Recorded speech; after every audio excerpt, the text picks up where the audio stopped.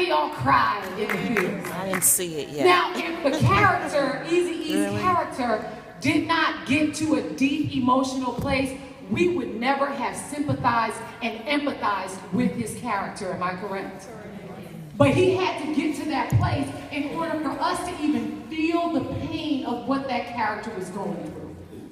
You guys got that? Okay, so he had to tap into that from somewhere, right? Okay, all of you have a sheet. I gave you guys just a piece of information to leave you with.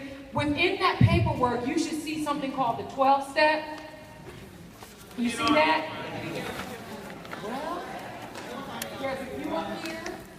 If someone's working, instead of getting up, if somebody that works with for this for MegaFest, if you guys can come and just grab whatever empty seats that has, yes, and just pass them out, please, to the people that's raising their hand. If we don't have any more, then you're gonna have to share with somebody that's next to you. That lady there.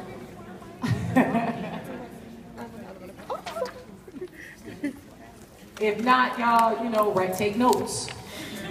Take notes. Y'all go to church.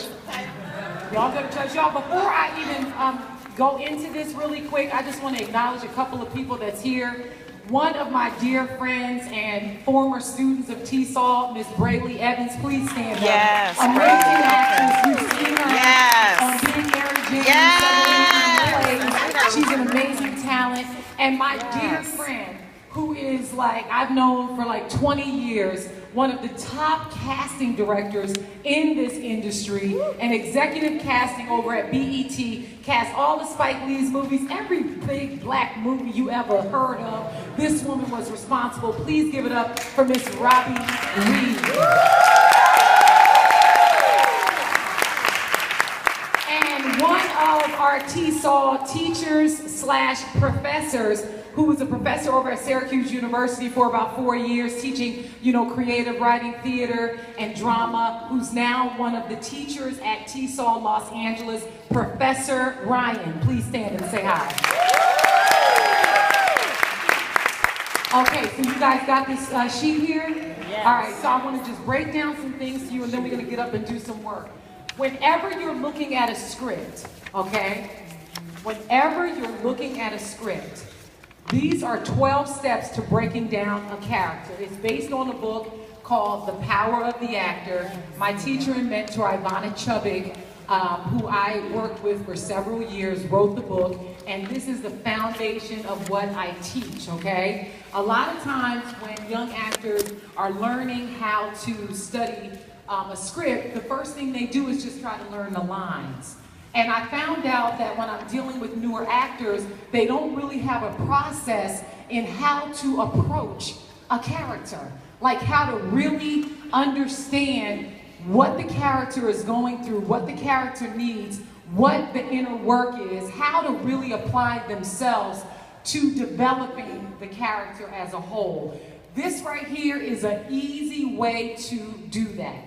The first thing that you have to look at as an actor when you get either sides or a script, you've got to try to understand what is the character's overall objective in the script. Every character has an overall need that they want to accomplish throughout the duration of the script. Just like all of you have an overall need in life, right? Some of you may have this overall need to get love, right? You may have an overall need to be successful. You may have an overall need to be validated. You may have an overall need to get your power back. All of us have something that we are aggressively fighting for. Everyone has a reason why they came to MegaFest this year. There's a need inside of you that you are trying to get fulfilled. It's the same with any character that you get an opportunity to play. He or she has an overall need, okay? And you have to look at what that is. If it's a romantic comedy, right? The overall need for the main characters may be to get love, to find love.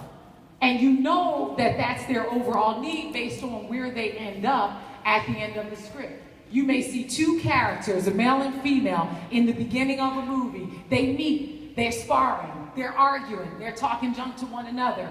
But you see this gradual relationship start to grow, and then at the end, they fall in love and live happily ever after, right? But sometimes they might have that overall goal, but it takes a minute to get to that end goal, the end game, which is the love, right? Yeah. So when you look at an overall objective, then you look at the scene objective, okay? So let's say the overall objective is to get love. So the scene objective has to support what the overall goal is. Am I making sense? Yes.